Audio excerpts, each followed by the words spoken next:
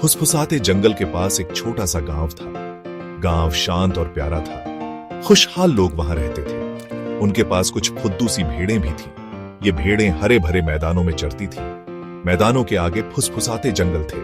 वहां ऊंचे और काले पेड़ थे। जंगल से अजीब आवाजें आती थीं। गांव वाले कम ही वहां जाते थे। वो जंगल भेड़ियों का घर था। सभी भेड़ों में लूना खास थी। उसकी आंखें चमकीली और ऊन मुलायम था। लूना बहुत होशियार भी थी। वो हमेशा देखती और सुनती रहती थी।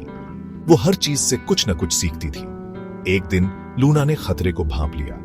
हवा में एक अजीब सी गंध थी। ये एक भेड़िए की गंध थी। एक भूखा भेड़िया पास ही घात लगाए बैठा था। लूना को अपने झुंड की रक्षा करनी थी।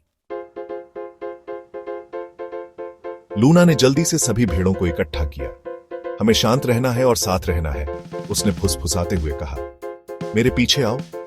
उसे एक संकरा रास्ता याद आया। ये रास्ता एक ऊंची पहाड़ी पर जाता था। भेड़िए चढ़ाई में अच्छे नहीं होते। भेड़ें लूना के पीछे हो ली।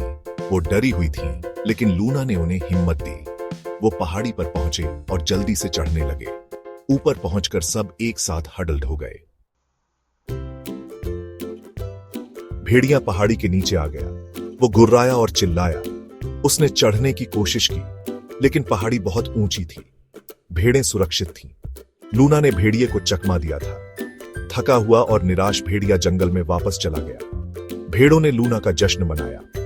उसने अपनी तेज सोच और बहादुरी से उन्हें बचाया था।